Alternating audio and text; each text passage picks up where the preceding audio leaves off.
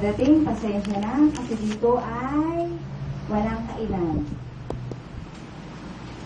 Aga pa naman, 11:20 pa lang po. So, dito kayo makakaranas ng gutom. So, doon po sa hindi sanay magutom, sarado ang gate, di kayo pwedeng lumabas. Purihin ang Diyos!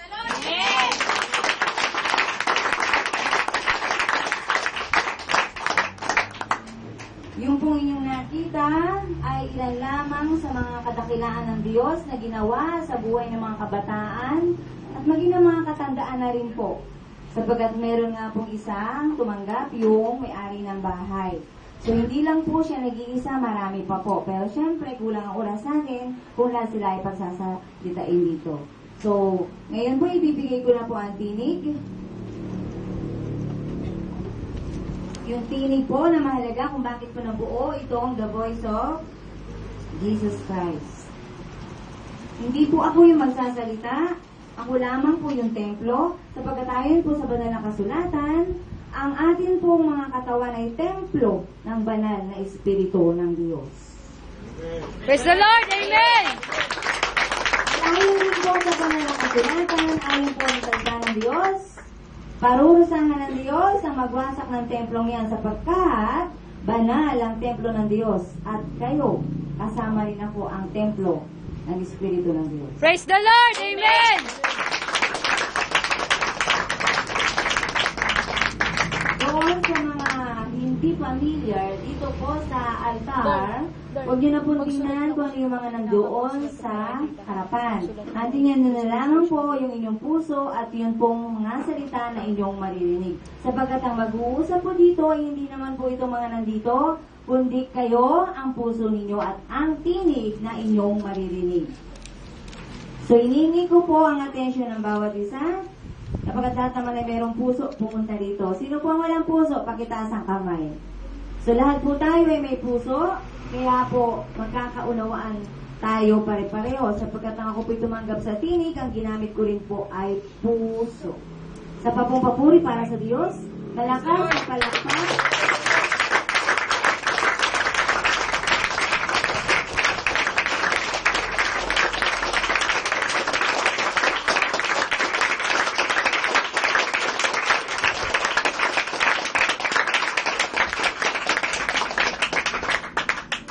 Lahat po ay welcome dito sapagkat ako po ay unang welcome ni God. Tumanggap po ako sa Kanya. Sa umpisa medyo mahirap, sa umpisa ay medyo magtatanong, pero habang tumatagal, hindi ka na magtatanong at hindi ka na rin nahihirapan sapagkat ang Diyos na nga ang gumagawa ng lahat-lahat. So, ang taong tumatanggap sa Diyos ay ano? Nagiging ano? Anak ng Diyos. Kaya ang lahat ng anak ng Diyos na narito ay dapat ay mayroong dalang ano? Una ay ano, ang makikita sa mga anak ng Diyos. Ngiti. Ngitian nga ang katabi. Ang ngiti ay hindi pinagkakait. Pwede rin pong tumawa. Siguraduhin nyo lang ngayong tawang yan ay totoo. Apagkat mag-isa sa tanas ay mahalakak din. Sino po yung nakakita na sa inyo na sinasabihan ng masamang espiritu? Hindi lang pong ngiti ang ginagawa ni Satanas, halakak pa. No? Malakas pong tumawa si Satanas. Kaya dapat ang mga anak ng Diyos ay mas malakas tumawa kaysa sa Satanas. Isa nga po, sample ang tawa. Halakak, tingin ko po. Wow, yun po. Ano? Praise ang Diyos. Sino po ang nakinig kanina sa pahayag ng mga anak ng Diyos? Yung po mga nakasuot ng t-shirt na may nakalagay na The Voice of Jesus Christ, ano po ang napansin ninyo? Meron po silang daladalang papel. Sapagkat sila po'y bago pa lang. Kasi kung hindi ko po sila pinaghanda, baka po kayong lahat ay magsiuwian. Pwede, hindi po mahihintay yung oras sa tagal. Pagkat di po sila mauubusan ang sasabihin. Sapagkat sila ay blessed na blessed. Praise the Lord! Amen! Kaya po nila binigyan lamang ng eksaktong oras. Yun lamang ang para sa kanila. Okay po?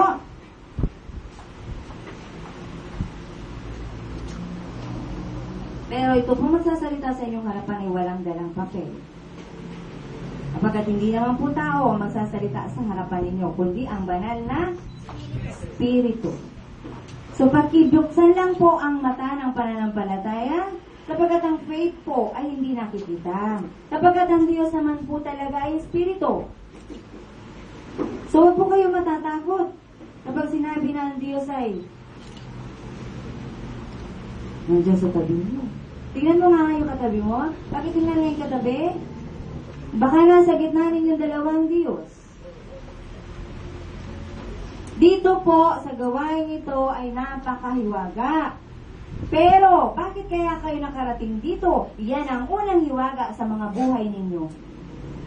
Purihin ng Diyos. Praise the Lord! Amen!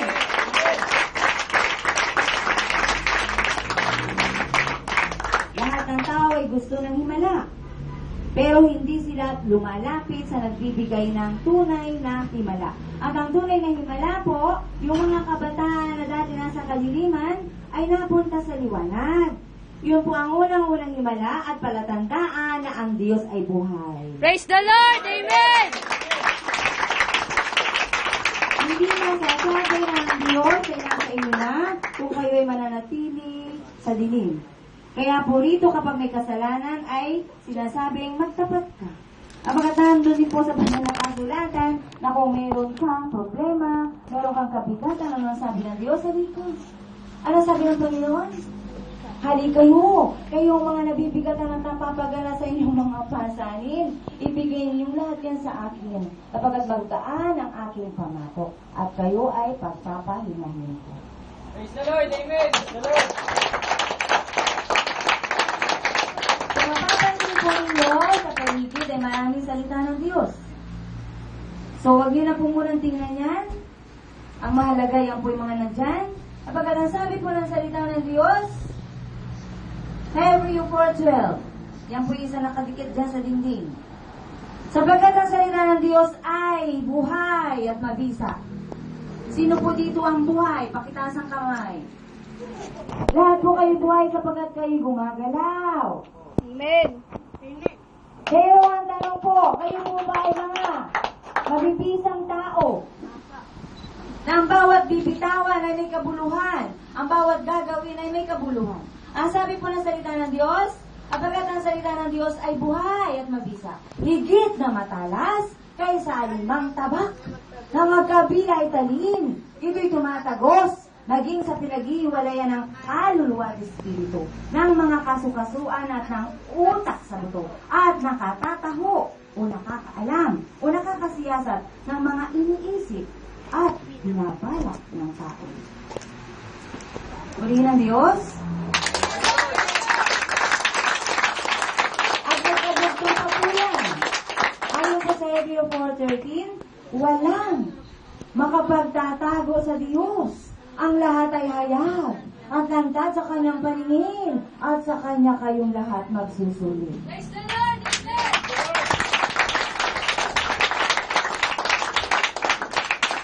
Pero parang ang tao'y walang alam.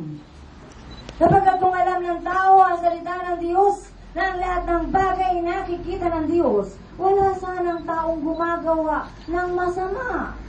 Wala sanang taong gumagawa ng ikasasakit ng kaniyang kapwa. At higit sa lahat, walang taong gagawa ng ikasasakit ng loob ng Diyos. Subalit, hindi alam ng tao yung salita ng Diyos na yun. Ngayon ay pinapaalam na sa inyo ng Diyos. Ang salita ng Diyos ay buhay at mabisa. Kaya kung gusto ninyo ng buhay, sino ang nagbibigay niyan? Ang salita ng Diyos. At anong sabi ng salita ng Diyos? Ang salita ng Diyos ay Diyos. Praise the Lord! Amen! Kaya ang lahat ng taong tumatanggap sa salita ng Diyos ay ano? Nabubuhay. Hindi lang yung nakikita mong yan ay nagigising sa umaga at gumagalaw. Kapag ang tao'y gumagalaw, ibig sabihin ay buhay. Ano ang klase ng paggalaw mo? Yan ba'y makabuluhan? Kung hindi mo alam, ngayon ay sasagutin mo. So, hinihingi ko sa inyo ang inyong tenga, sapagkat ang salita ng Diyos ay maririnig ng ano? Ng inyong mga tenga. Ihanda ang sarili, ihanda ang puso, tayo ay narito, hindi ito aksidente. Hindi ito dahil sa mga nag-invite sa inyo. Hindi ito dahil sa kagustuhan ninyo. Ito ay dahil sa kagustuhan ng Diyos. Kaya kayo ay narito. Praise the Lord. Praise the Lord.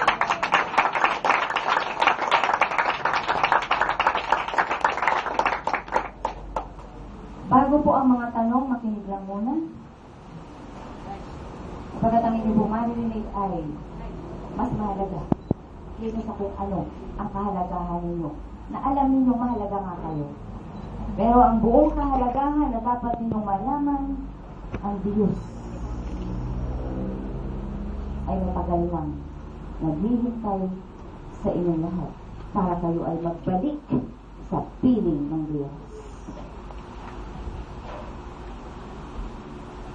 Walang imposible sa Diyos. Bago si Jesus napako sa krus, ano sabi niya sa kanyang mga alagad? Ako ay alis pansamantala, subalit may babalik. Ang banal na Espiritu na magtuturo sa inyo. At ang sino mang nananalig sa akin, sabi ni Jesus ay ano?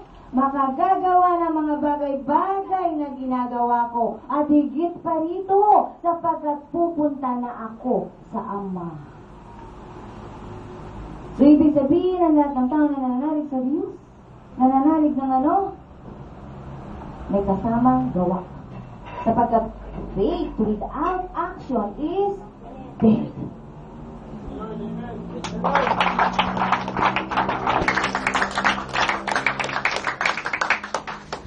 Ako po'y walang hinanda.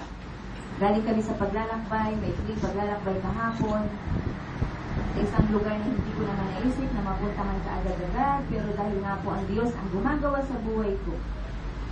Sa aming paglalakbay kahapon, napakasarap maglakbay kasama ang Diyos.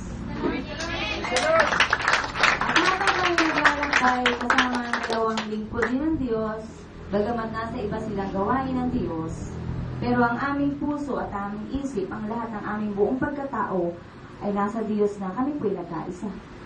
Habang kami naglalakbay, sakay kami ng isang sasakyan papunta ng Pangasinan. Nandun yung aming mga saloobin bilang tao.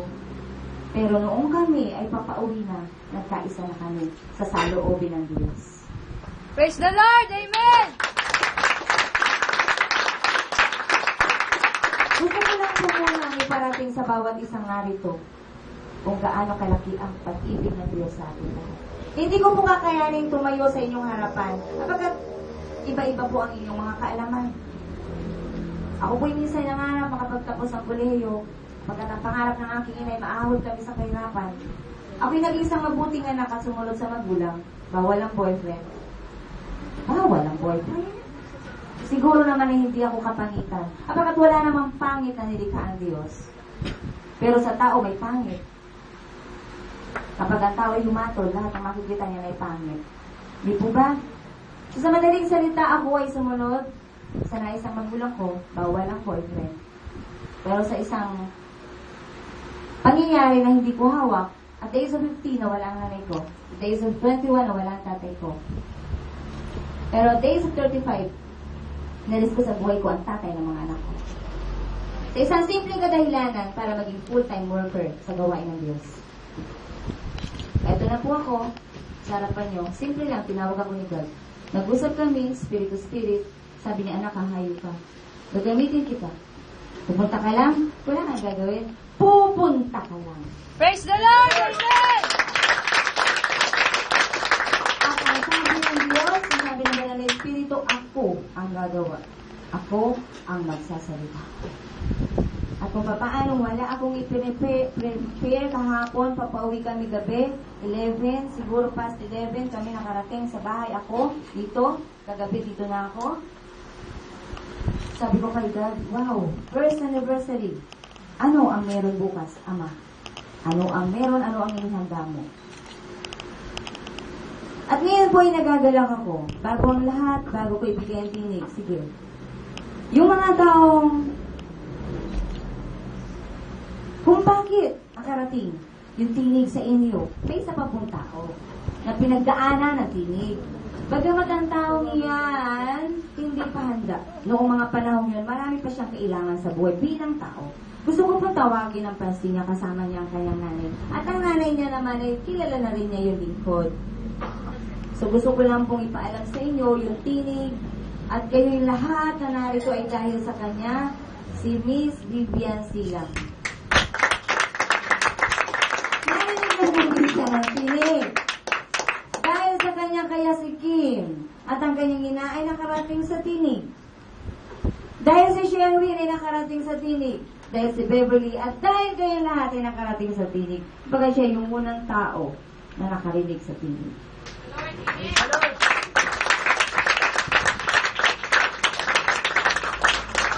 Di ko na po kailangan sa isa-isayin kayong mga tao na mahal ng Diyos. Ang mahalaga ay alam ng Diyos kung sino kayo. Di ko na kailangan pang alamin ang inyong mga pagkatao. Ang tanging alam ko lamang ay narito ako sapagkat ako'y sumunod sa panawagan ng Diyos. At sumunod ako sa isang napakalaking hamon sa buhay ko. Natawagin ako ng Diyos at sabihin niya, sa akin na anak, gagamitin kita, hahayo ka, maglilingkod ka.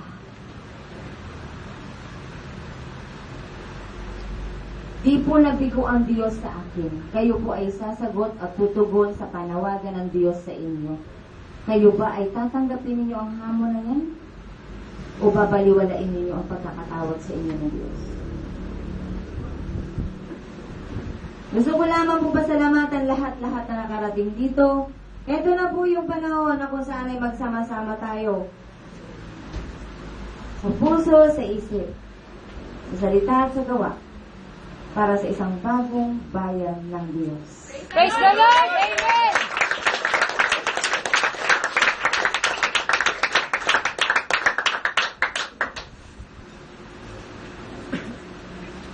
Huwag niyo pasayangin na marinig ang tinig. Ito po yung tinig ko, tinig na likod, maya-maya po, hindi na po akin ang tinig. Kaya po ang pangalan ng samang ito, ng gawain ito ay The Voice of Jesus Christ. Abagat dito po naririnig ang banal na Espiritu. Praise the Lord! Amen! Simple.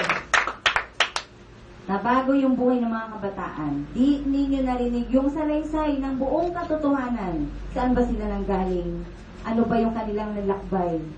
Gaano ba kadilim yun? Diyos ang nakakaalam nun. Pero ang tanging masasabi ko lamang, ako rin ay saksi sa pagbabago ng mga buhay nila. Praise the Lord! Amen!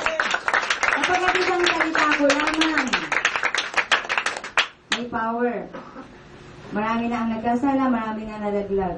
Pero ayaw nilang mawala sa gawain ito. Pagkat nararamdaman nila at nararanasan nila ang buhay wala dito sa gawain.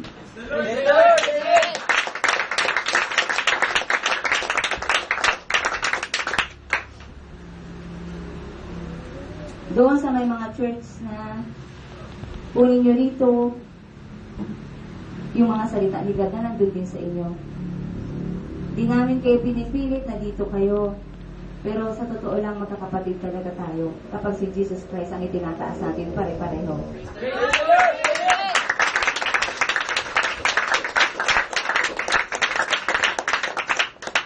Yun nga lamang po, dito ay mahigpit kami. Sapagkat si God nire-represent mo. Ano ang klase na representation na gagawin mo? Ano ang klase ng pagtanggap mo kay Jesucristo? Yan ba isang uso lamang? Sa labi lamang? Sa isip lamang? Kung tunay na tinanggap mo na nga ang Diyos, nakikita niya sa gawa mo araw-araw.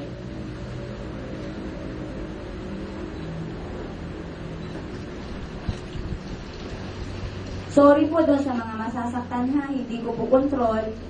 Humingi na po ako ng paumanin. Nang ako'y tawagin ni God, wala na sa akin ang kontrol. Kung makakarinig kayo ng mga salita, nakakala ninyo kayo yung pinatatamaan. Uulitin ko, hindi ko po kayo kilala. Kaya nga po ayaw kong magpapakilala kayo sa akin. Pagkat baka isipin nyo, hinuhusgahan ko po kayo. Hindi ko po ugali yan na kayo ay alamin ang buong buhay nyo. So doon sa mga tinatamaan ng salita ng Diyos, umaray na lang kayo. Sapagkat ang salita ng Diyos ay buhay at mabisa. Pagkatapos yung umaray, susundan nyo na yan ang buhay.